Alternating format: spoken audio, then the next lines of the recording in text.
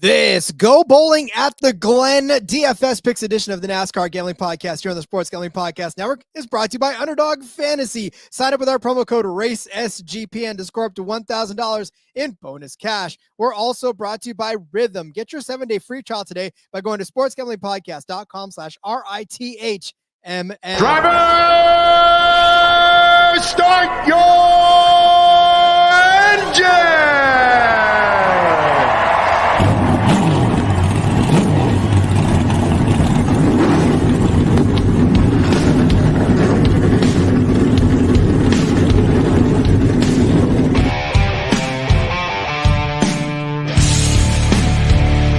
Strap in and pull those belts up tight as the Sports Gambling Podcast Network presents the NASCAR Gambling Podcast.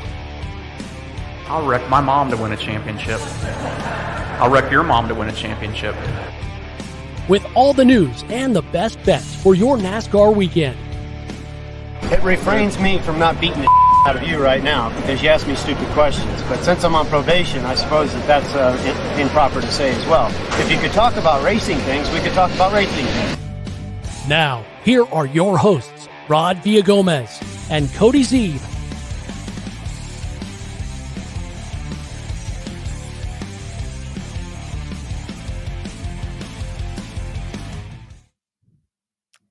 Welcome in to another episode of the NASCAR Gambling Podcast here on the Sports Gambling Podcast Network. He's Cody Zeeb.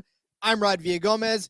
You were expecting an Xfinity episode today. Unfortunately, we cannot provide one because, Cody, Xfinity odds are slow to come out. So we'll just give you a Cup DFS episode and call it good. Luckily, we do have Cup DFS salaries. We have Cup Underdog plays all out, so we can just pivot over to that. Give you picks for that today. 2 weeks in a row we're lagging behind on Xfinity stuff. It's a loaded field, so I guess that could be the excuse this week because there's a lot of big players. That's going to be fun. I like a lot of times I know going into a race like these are the kind of guys I want to target. I have no idea, Rod. I don't know who I want to be on yet. I don't know who I'm gonna be on. But I'd like some fucking odds so I can figure it out. So if we could just work on that, it'd be great. But DFS, it's here. We got to do it a day early, which is fine. Underdog's live as well. So yeah, I'm excited for this one. Yeah, me too. And again, it is King checking in saying it's hump day. Yes, it is. And Dos Flacos, cheers, boys. Cheers, it's fine. I don't mind. Obviously, we're going to talk about it anyway, so we might as well do it when it's out, and we'll have all of it. I'm doing the research for Xfinity, but like you, Cody, I'm kind of like, I don't even know at this point. I think I want to see the odds just to see who makes the most sense, because you can pick a driver, but if the odds aren't there, then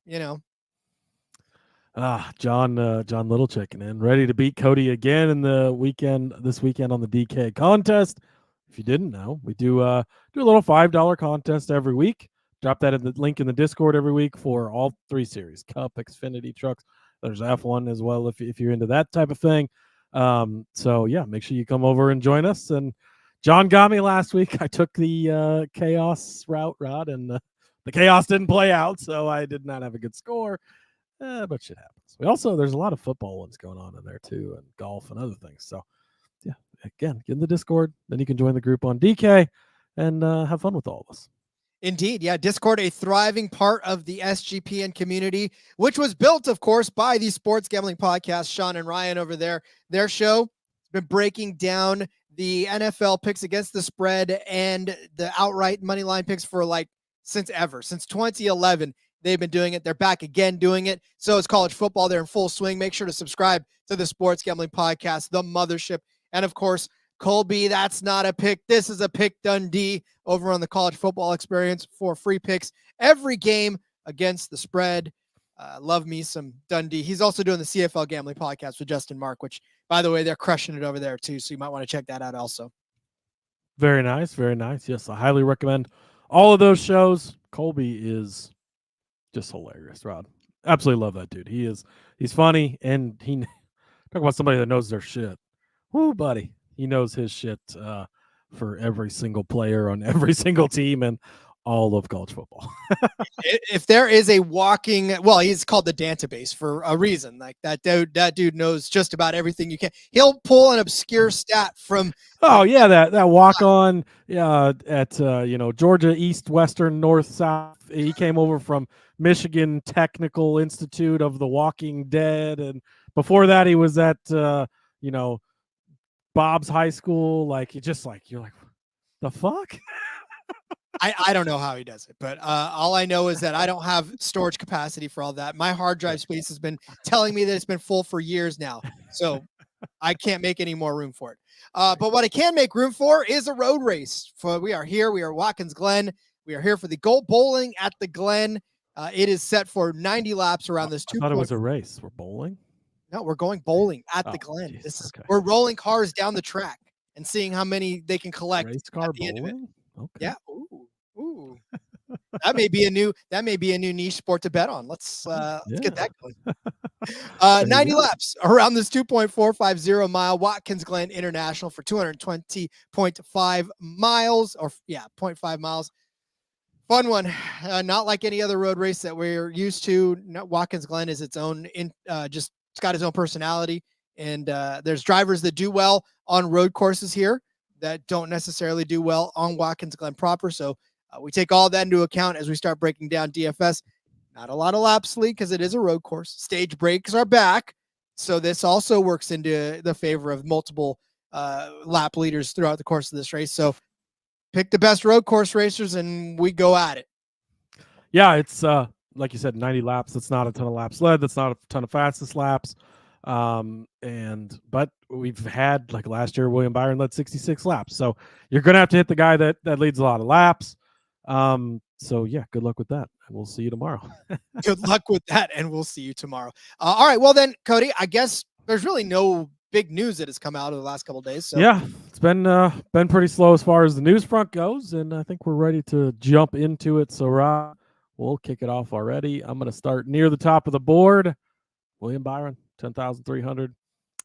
Told you it's a chalky week. Told you I like these guys at the top of the board.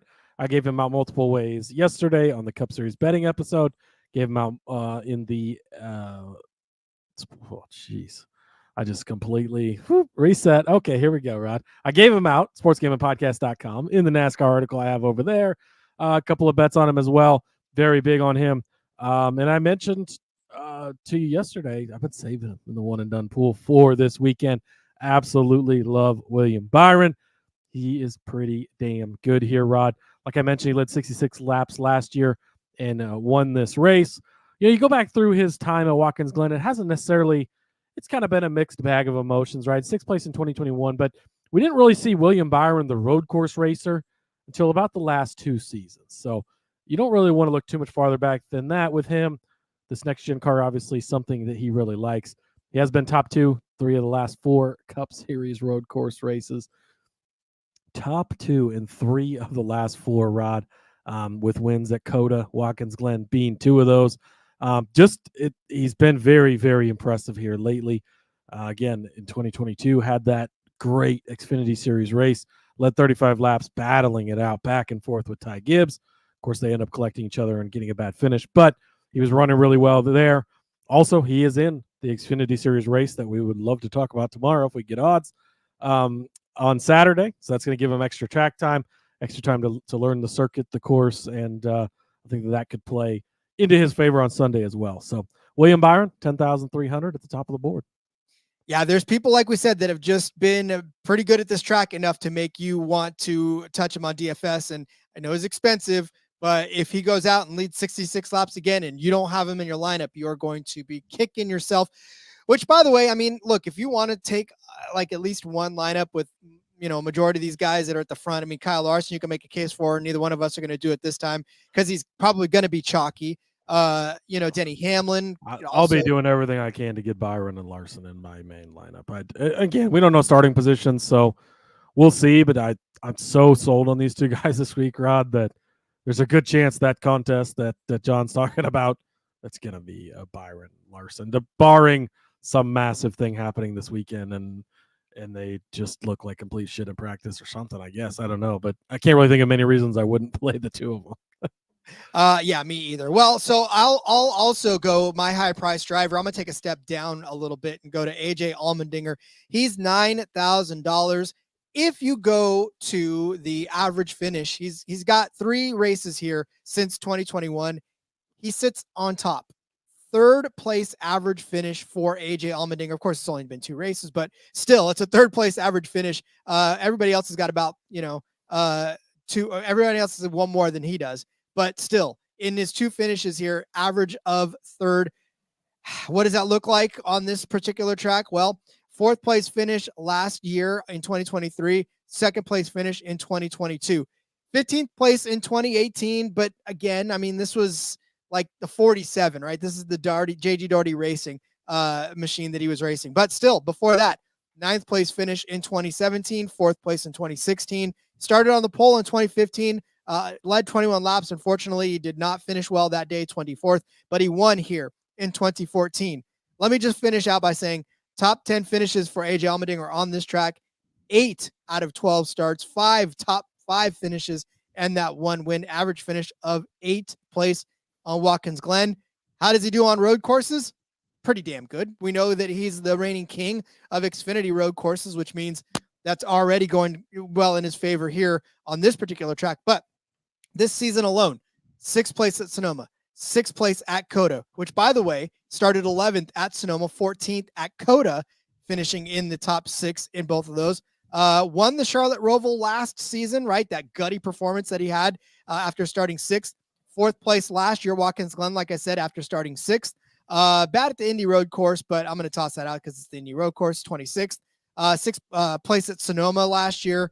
34th at Coda. That was just a bad day overall, but 4th at the Roval, 2nd at Watkins Glen, 7th at the Indy Road course, 9th at Coda, the Road America course. So look, there's a lot of top 10 finishes in that with starts right around there as well. So good DFS days all around for AJ Allmendinger. He did lead 46 laps in that Roval race.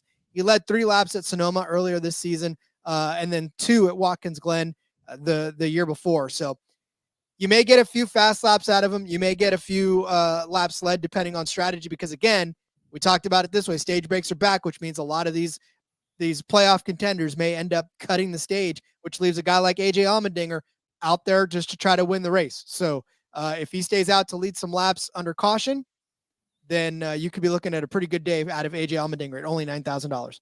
Yeah, absolutely love this play. Big on AJ this week. Again, sticking with the guys that we know are good at certain places. He's very good here. He has been in the past, and he's been strong in the Cup Series this season. I'm actually going to talk about him more later on in the Underdog picks. So I'll save the rest for that, Rod. And yeah, I think it's a great call.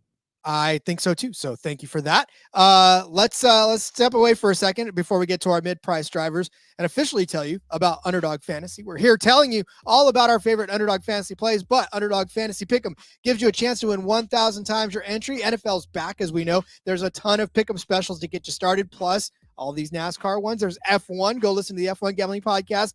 If you haven't already, we give you some Underdog picks for the race as well. Plus, you can get great action for college football. Lobbies jam-packed with profit boosts and no sweat entries. Of course, like I said, you can use specials and boosts now on all flex entries with all of the ones that we just gave you. In the meantime, sign up with our promo code RACESGPN to claim your special pick and first-time deposit offer up to $1,000 in bonus cash. UnderdogFantasy.com, promo code RACESGPN.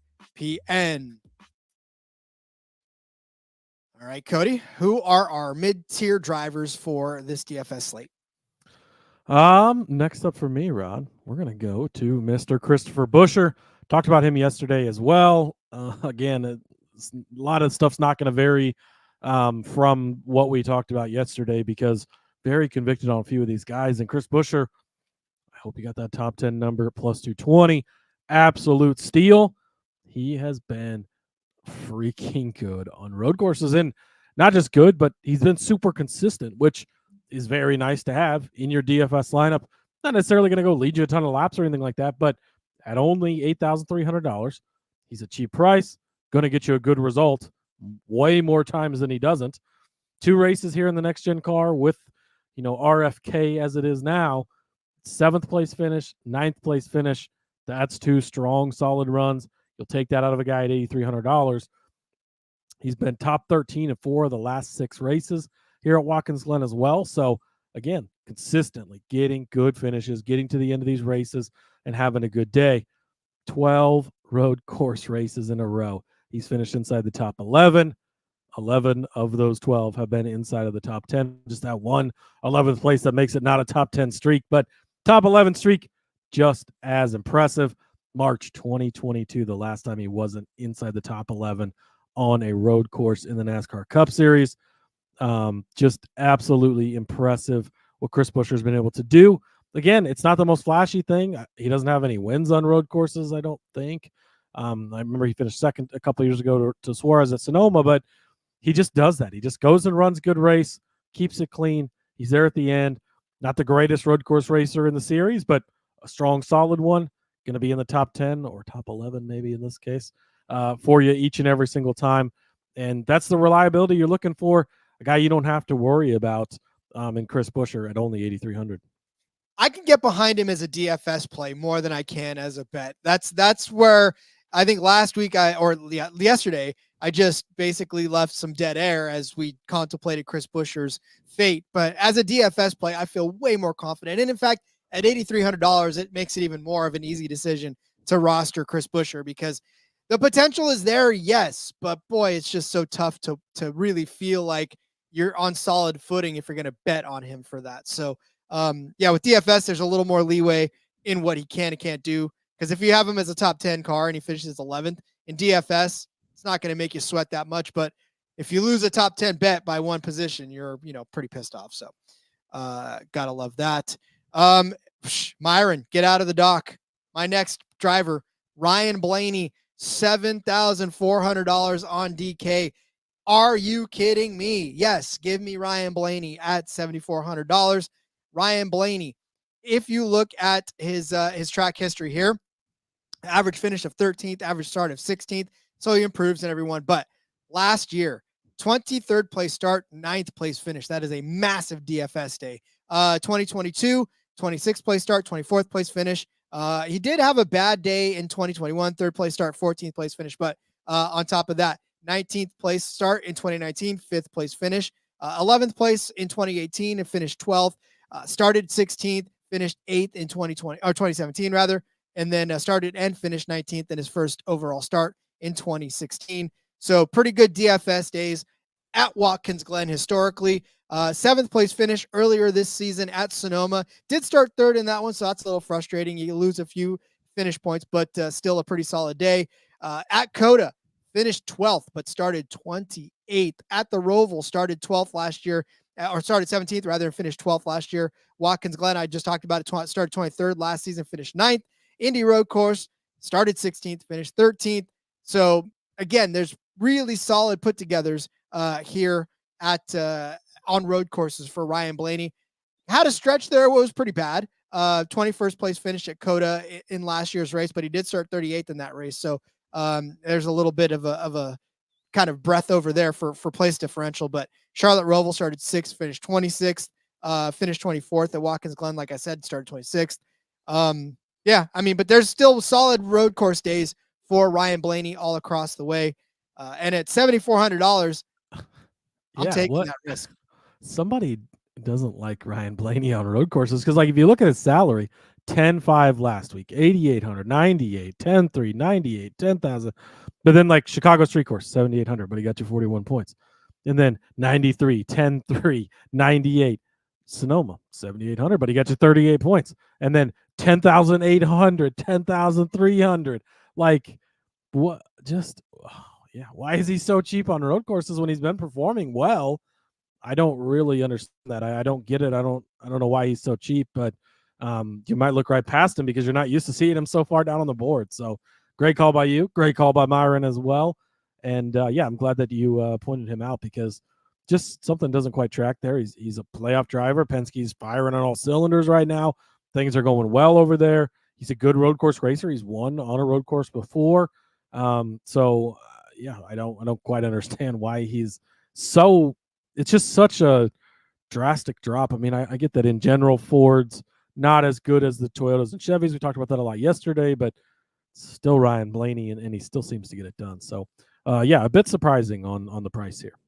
Hey, that's why we jump on it, and this price won't change. There's no way that this price changes. So you can get this right up until the green flag. So that is the nice thing about DFS. Is it? Well, I mean, circumstances will change sometimes and where guys start and stuff, but the price stays the same. They don't change that at all. So that is nice. All right, Rod, should we go bargain bin shopping? See what we can find on the cheap to make sure we can get guys like William Byron, guys like Kyle Larson, guys like AJ Allmendinger in our lineups. Yes, sir. You might not have had this one on your bingo card, Rod. I'm going to guess you probably didn't. Give me Ricky Stenhouse Jr. $6,000 here at Watkins Glen. Rod, actually a pretty solid driver at Watkins Glen. You go back and you look at Watkins Glen at his performances here. 2023 starts 28th, finishes 13th. That is a outstanding DFS day at only $6,000. You're going to take that every time. 2022 starts 21st, finishes in 15th. Another solid day. You're going to take that. 2021 starts in 18th, finishes in 19th. That's good. King. The fuck? That's what I said. I was looking at the numbers and I'm like, are you fucking kidding me? Like, I would never really think of Ricky Stenhouse as a big road course guy or at a target, but let me keep going, right? 2019 starts in 12th, finishes in 15th. 2018 starts in 23rd, finishes in 16th. 2017 starts in 22nd, finishes 20th.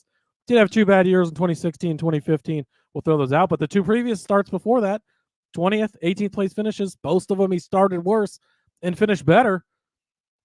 It's a pretty good track record, Rod. 10 career starts here. 8 times he's finished 19th place or better. Not really a guy you could find a way to bet on because you're not going to bet him to finish top 10. He's likely not going to do that, and he hasn't done that in all these starts. But he's been consistently inside of the top 20, top 15 range, starting a little bit farther back, gets to the end of these races. It surprised me just as much as it's surprising all of you who are listening. But at only $6,000, saving a lot of money that's going to help you jam in the Allmendingers, the Byrons, the Larsons that I am going to want at the top of the board. So give me Ricky Stenhouse Jr. Actually, really, really surprising, shocking.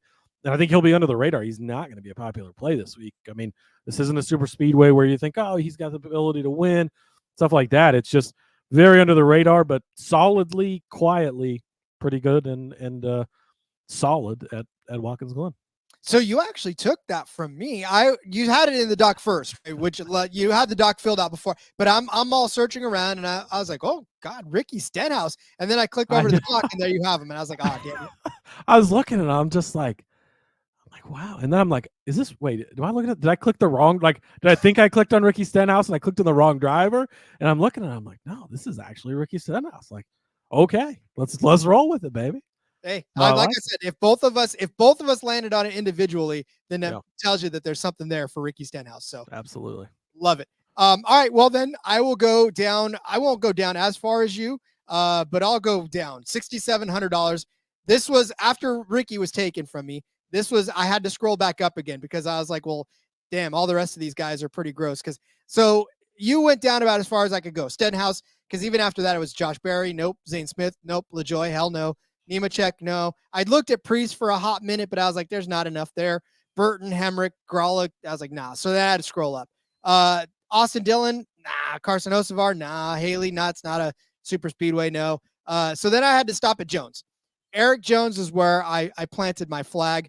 Again, it's not super sexy for Eric Jones, but on this particular track, not all that bad, honestly. Average finish of 14.2. For Eric Jones in his 6 starts. He's got 4 top 10s, 2 top 5s in 6 starts. So only twice has he missed the top 10, and that was in 2021 in the 43 when he finished 27th, and then in 2023 he finished 29th. But he did start 31st, so he actually got you a couple of points in place differential. And when we're digging around at these $6,000, you're looking for any sort of value that you can find, and points and place differential is a pretty decent value there. However, the upside for one Eric Jones, he did finish 10th in 2017. He finished 5th in the Joe Gibbs Racing Toyota in 2018. He finished 4th in that same 20 in 2019, 14th place to 4th in that one. So, and then in 2022, started 31st, finished 10th in this 43 Petty GMS Motorsports, which later become Legacy Motor Club. And yeah, so I mean, Eric Jones has not been the greatest of seasons. We've seen some flashes from him every once in a while that he is a good driver still. We actually were on him a couple of weeks ago to have a good solid finish for us as well. But again, this is a Legacy Motor Club team that has everything to learn from the next few races to take into next season. So cheap for him, $6,700. If you get a pulse out of him, I think you're going to be fine. Because like I said, it's about as far down as you can go to find value. He is averaging 26.9 fantasy points per race. And he has not lost you points at all. Well, he lost you points once this season. And that was at the Shriners Children 500. So that was way earlier in the year. So far, he hasn't lost you any points since then. And again, it's $6,700. You'll take a chance on that. Yeah, no arguments from me here. I like him. He's only $6,400 actually, Rod. Oh, is he really? So yeah, Hold on. You were trying to pay extra. Rod's got to clean his glasses off. John checking in the chat. Chris Busher, 8,500. He's actually 8,300. That was my mid-tier guy. And then Dos Flacco's checking in with Ricky. Started as a kart driver, so he's got roadies in his blood. Gotta love it, and it's definitely paid off for him at Watkins Glen for sure. Rod, you put all these guys in. Got $2,600 left to play with, so you could make some upgrades if you wanted to. Obviously, at this time we don't know the starting lineup and all those details, but pretty solid base of guys to start your DFS day with. I love it. In fact, we'll go over those. So get out your pen and paper. We'll go over our plays for this DFS slate. Cody started you out with William Byron, $10,300 for his high price driver. I dipped a little lower to AJ Allmendinger at $9,000 for mine. Cody gave you Chris Busher at $8,300 as his mid-tier driver. I said Ryan Blaney at $7,400 would be my mid-tier driver. Cody gave you Ricky Stenhouse at $6,000 for his bottom tier driver. And I said Eric Jones at $6,400 was my low price driver for this slate. So see, even lower than I anticipated. I love it, Rod. Great call by you. Thank you. Thank you very much. All right. We've got Underdog fantasy plays to give you in just a hot minute. But first, let me tell you about BetUS. We're brought to you by BetUS. Bet with the best in the business, BetUS. BetUS has been around for more than 40 years, and you can bet anywhere. BetUS is available in tons of locations, including internationally. BetUS has a massive props menu, same-game parlays, and some of the best boosts in the business. Plus, all new live betting experience. You can easily deposit using cryptocurrency and get lightning-fast payouts. We gave you a few of our favorite BetUS plays over on the F1 Gambling Podcast. So make sure you get over there, check out the lines. They had some fantastic lines, the best lines out there on some of those bets that you want for F1. So go check those out. Use a link to sign up and get 125% deposit bonus on your first 3 deposits. That's sportsgamblingpodcast.com/BetUS, sportsgamblingpodcast.com/BetUS. That way they know we sent you. BetUS, America's favorite sports book. We are also brought to you by Rhythm. Have you ever wanted to create your own sports betting model for football? Do you even know what a sports betting model is? Yeah, you do. You guys are all just degens to the core out there. Well, SGPN's proud partner, Rhythm, is the #1 AI-powered sports betting platform that helps provide bettors of all levels the ability to build custom predictive betting models in seconds and get predictions for betting on money lines, spreads, totals, and props. Build your own model, copy one of the top performing models from the leaderboard, or press build a model for me, and Rhythm gives you predictions for every game and player prop, and also has a myriad of stats, research, and trend analysis to give you even more betting insights. Go claim your 7-day free trial today by going to sportsgamblingpodcast.com/rhythm. That's sportsgamblingpodcast.com/RITHMM. Well, it is time to get into our Underdog fantasy picks. For those of you unfamiliar with how Underdog fantasy works, Underdog will give you a projected finishing position for your favorite driver or a driver that you don't like, and then you can pick the worst then. And all you got to do is pick better than or worse than, and watch all those multipliers stack up. You can also use it in accordance or also along with NFL, baseball, all the myriads of things F1. across sports. Check out the F1 Gambling Podcast. It'll be out later this evening. Mm-hmm. We had actually F1 lines were up this time when we recorded, so we tossed out some plays there at the end of that show as well. We sure did. So yeah, make sure to do that. And of course, the more you pick, the higher your multiplier goes, and you can do that pick 8 thing and really get yourself a nice day. So we're going to give you some of our favorite plays from Underdog Fantasy, and it begins with Cody. Rod, old Bill Byron, better than 4.5. Been harping on him all week. I don't really know what else to say. I'm all in on William Byron this week. I will either ride that ship to the promised land or go to the bottom of the ocean with it. But 4.5, I mean, look, he's been on fire on road courses lately. He's been quietly ramping things back up as we headed into the playoffs here. He's going to have a strong run. He's going to be a fast car. I think I'm starting to talk myself into him for the Xfinity Series race already now, but better than 4.5 in the Cup Series for Mr. William Byron. You know, William Byron and Kyle Larson, both of those guys, so strong at these road course tracks that it's scary. And then, of course, you toss in Chase Elliott, who up until recently was considered one of the better road course drivers, probably still is, although the mantle's been kind of dusted at this point. And so you just gotta figure he's got to pick it up again. But the guy that's left out there in the cold, hanging out there, is that number 48 car, asking, where's my speed? If the other 3 guys are fast, why am I not fast at all? And that's Alex Bowman. That's where I'll go. I'll take Alex Bowman worse than 13.5. I know king of the best, that better than giving you a worse than, but it's Alex Bowman, and he's got a 14.4 average finish on road courses at all, right? This is where he's the weakest, I think, in all of it. Average finishing position on this particular track, 21.4. Allow me to read you his career finishes. It won't take long. 36th, 29th, 14th, 14th, 20th, 14th, 23rd. You tell me, were any of those better than 13.5? No. Is 14 better than 13? Only if you're talking about no, I don't even know. There's no scenario in which earlier only if you're on opposite day. Only if you're on opposite day, which we might be at this point. Who knows? Earlier this season, Sonoma started 8th. You're thinking, oh, that's a great solid day in line for the 48 car, right? No, he finished 15th in that race. He did, though, finish 4th at Coda, which is good for you. 8th at the Roval. I don't know that we necessarily count the Roval as a proper road course, so I'm going to toss that out. Again, 23rd at Watkins Glen last time out, 5th at the Indy Road Course, 15th at Sonoma, 3rd at Coda. He does well at Coda. If this were Coda, I'd take the better than 1.5 million times right there. But yeah, we bet on him a lot at Coda. He's got that place figured out. I don't know what it is about it, but yeah, he loves it. So 14th at Watkins Glen, 12th at Road America, which was good, 16th at Sonoma. You get the point, right? His average finish alone at road course is 14.4. It's not good enough for me to want to feel like I'm taking the over. And of course, are the better than. And we know that Alex Bowman's struggled this season altogether. Like that 48 car, almost he kind of shut the people up in the last few races that said he needs to go away, especially in Atlanta. But average finish of 15th place this season.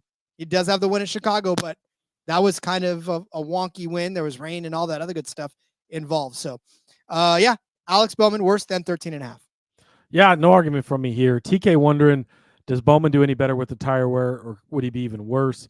I would say, without like having statistics in front of me, I feel like he is better with tire wear. I think of places like Richmond where he does pretty good. But I don't know how to factor in this tire wear this weekend, Ron. I think we don't really know, right? We can talk about these tires and what we're going to expect from them, and then we show up and Bristol happens, like, or we show up and Bristol doesn't happen. Like, they want tire wear. There's probably going to be some. Is it going to be enough to really matter?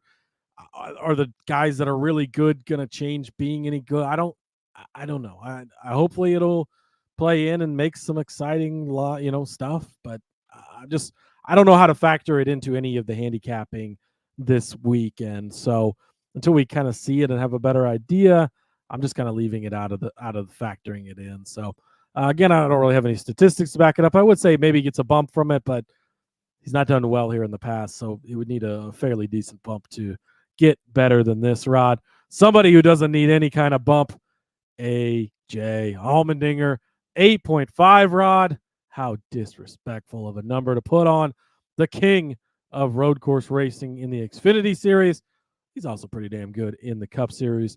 2 road course starts this season, Rod, both better than 8.5, 6th place finishes at Coda and Sonoma. So you can take that and like that. And then you go back through his history here at Watkins Glen. In the next gen car last season, 4th place finish. In the next gen car in 2022, 4th place finish. Did suffer a horrible 15th place finish back at his previous start, which was 2018. So kind of going back, he had that gap in there where he was in the Xfinity Series and whatnot. But 15th place in the JTG car there. 2017, he was 9th, but then 4th. Got a 24th in there, but got a win. Another 8th, a 4th place finish going farther back into his Richard Petty days. But been good here the last couple of years. That's the important part. And he's been good this season in the Cup Series in the starts that he has made. They've been very selective about his Cup starts this year. He's going to go back to full-time Cup Series next year. But they've been selective about the races that he's been starting in. But when he has started, he's done really well. This has been a track that's been really good for him in the past. He finished 6th place at Sonoma, Rod. We've talked about this in the past. If you look at all the tracks, Sonoma's been the one that's been the least kind to him over his history, yet he still finished good there. I think he's going to do that again this week. So give me AJ Allmendinger better than 8.5. Yeah, and I know that there's a lot of people like, well, SVG's in the 16, he's in the 13. I don't care. And he finished 6th at Coda in that 13 car. It doesn't matter what the number on the side panel is. They're going to give AJ Allmendinger a fast car on a road course, and he doesn't even necessarily need that fast of a car. He's a good enough driver to handle it no matter what he's in, I think. Yeah, and I feel I'd have to go back and find it, but I feel like he was already in the 13 car in some of those races. Like if you go back and look at Sonoma, no, he was in the 16 car there. But yeah, he was in the 16 for most of it. He was the only either way, it's going to be the same car. I'm not like I don't think pit stops are going to be. We're going to have flipping stages and stuff. Like it's going to be fine. That doesn't really bother me or concern me at all. Indeed. You know what concerns me? How much love Michael McDowell gets on this particular course. His odds were so ridiculous, and his finishing position is 7.5. Oh my God. If you can like put a brick on the worse than, I would do that, because the hammering's not even good enough for this one. How? I don't know. Michael McDowell, average finish at Watkins Glen. You ready for this? 26.5. Tell me in the math how far apart we are from 7 and don't do it, because I don't want to see fire smoking from that room. 26.5. His average start is 18 and his average finish 26.5. And you're giving me 7.5 as the average finish, or is the better than or worse than? I'm taking the worse than and running with it. I'm sorry. In 2022, he finished in 6th. How dare I besmirch the name of Michael McDowell? Oh, wait, because the next week or the next year, he finished 36th. The year before that, 21st, 16th, 18th, 12th, 17th, 20th, 42nd, 38th, 37th, 41st, 42nd, or 41st, 45th out of 42 cars. No, 25th.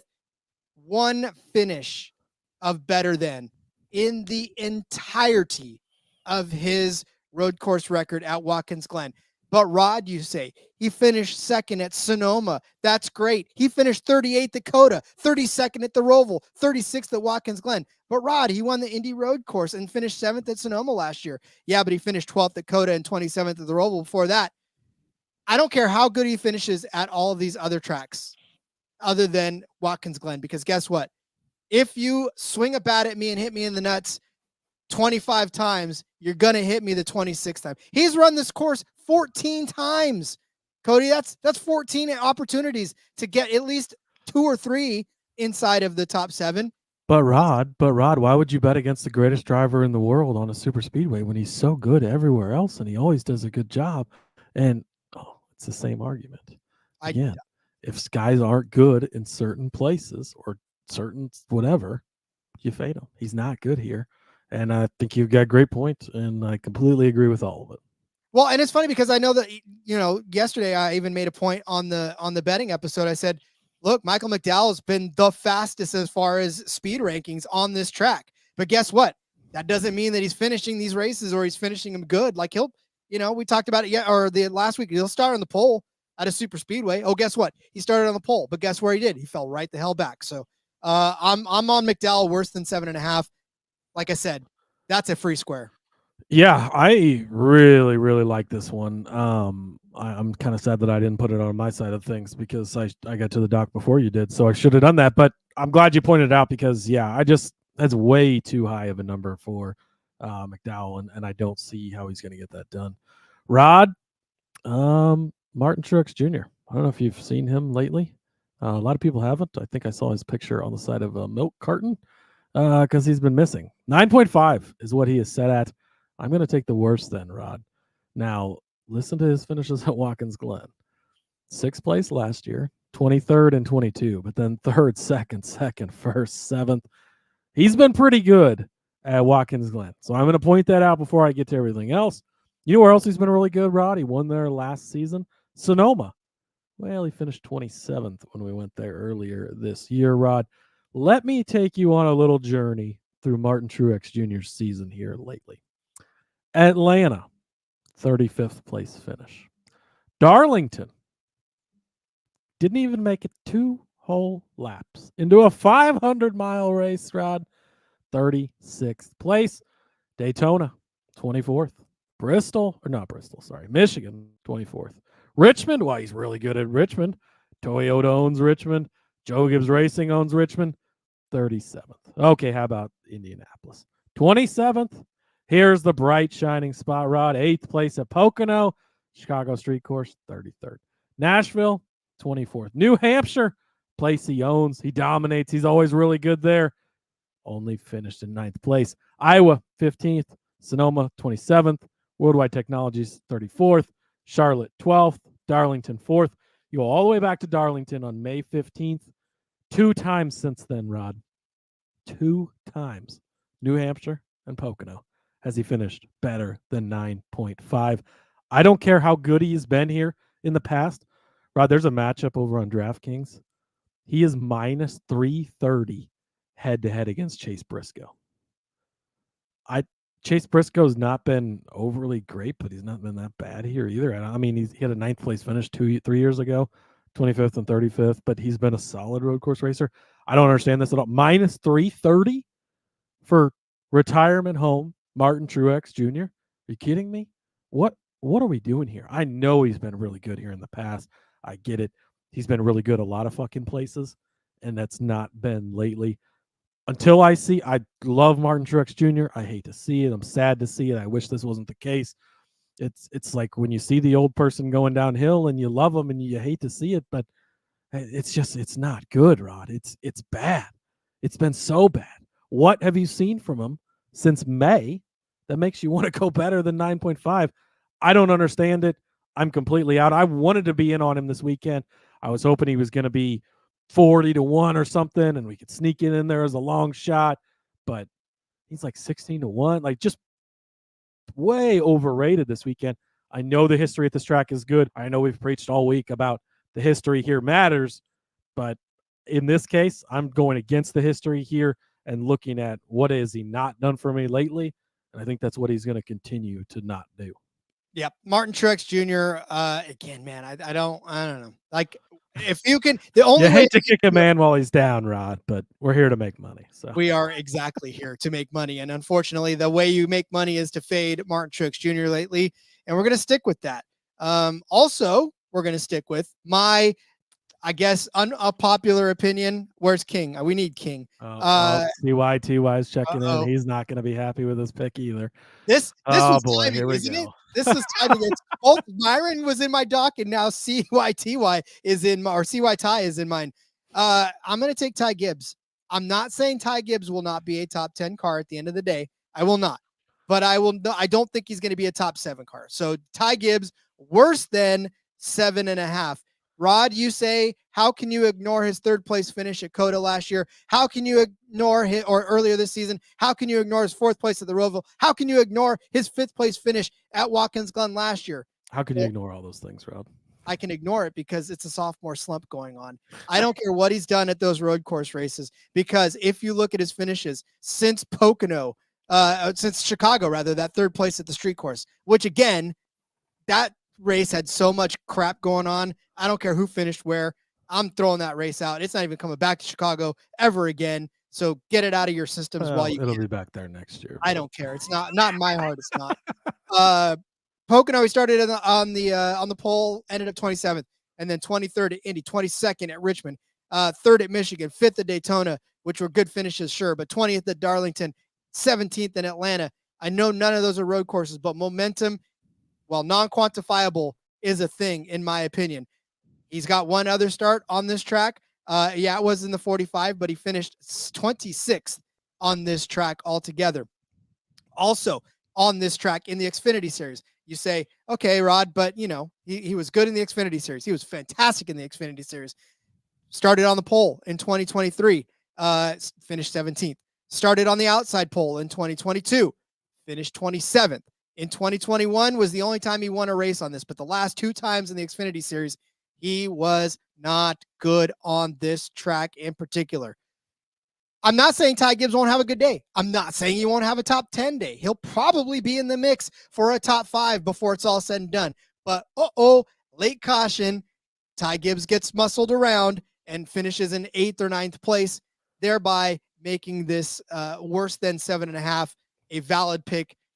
Again, I don't hate Ty Gibbs, but when you're not doing well, you're not doing well. Those road course races were so far at the beginning of the season when he actually was doing something, right? Back in the days when he was finishing 3rd at Austin and doing well at Sonoma, he was running 5th at Las Vegas, 3rd at Phoenix, 9th at Bristol, right? He was having a good run, 2nd at Darlington, 6th at Gateway, right around that Sonoma time. So yeah, I'm not buying it, kids. He's slumping and slumping at the wrong time. Yeah, this one's tough because I really like Ty this week, and I think he's going to have a strong weekend. But if you look at the Xfinity Series, Rod, he has been really fucking good here. He won this race in 2021, leading 43 laps. But then to your point, he led 25 laps in 2022. That's when the William Byron deal happened and ends up in 27th. He led 70 laps, swept the stages last season. Then Sam Mayer happened and he finished 17th. So despite absolutely fucking dominating, still couldn't finish better than in those Xfinity Series races even. I'm not going to agree with you because I would never do that to Ty Gibbs, but I can't really argue too much against it either. Again, it doesn't. People are like, oh, but he's going to be good. Yeah, he's going to be good, but all it takes is for one person to get into you on one of these corners, and you're done. And it's happened to him more than it hasn't, thereby making this, I think, a good way to go. So, all right, let's get out your pen and paper. Go to Underdog plays for the Watkins Glen race. Cody started you out with Byron better than 4.5. I said Bowman would be worse than 13.5. Cody said that AJ Allmendinger better than 8.5 was a good play. I agreed. Michael McDowell worse than 7.5 was mine. Martin Truex Jr. worse than, pick a number, honestly, but 9.5 is what Underdog is giving us. Worse than, if there was a worse than 39th, I may even take that as well, but we'll see. And then Ty Gibbs worse than 7.5 was my final offer. So crazy to say it, but Martin Truex Jr. That's where we're at. It's Dos Flacos. MTJ is history, unfortunately. That seems to be the case. So that's how it goes, Rob. It is how it goes. You know how else it goes? Well, us going away for the day, and then hopefully having Xfinity Series to actually bet on tomorrow. God, come on. So if we could keep getting odds out there, would be great. But we'll be back tomorrow for that, Rod. In the meantime, follow me over on the X at Husker_Zeeb. You can find all my stuff over there. There is a lot of it, lots and tons of it. F1 Gambling Podcast. We were able to record that. That should be out in your feeds here very soon as well. So make sure you check that out when you're done listening to this. Rod fucking killed it last Grand Prix. We're going to have another good weekend coming up here this week. And follow the show as well at NASCAR Gambling. Click the subscribe over there on YouTube if you're watching. Thanks for checking us out. Hit that bell. You can join us live like all these wonderful people did. We'll see you tomorrow for some Xfinity Series picks. Yes, sir. Follow me on Twitter at RJ Villagomez. Link in the bio, everything I got going on, whether it's here, whether it's Sportsbook Review. I got some great prop articles coming out for the NFL season. Already had a good first week coming back, so check that out. Make sure you check out the Back Road. Support Seth and Elliott tomorrow night as they break down Watkins Glen. And then, there's a couple of good other sites in there that I would like you to check out while you're at it there. All right, go check out the F1 Gambling Podcast. We'll see you tomorrow, hopefully with Xfinity, fingers crossed. So if not, we'll just go with Xfinity DFS, and apparently we'll have to do Xfinity late in the week. So, all right, thanks for joining us, everybody. Thanks for listening, and until tomorrow, let's go racing and let it ride.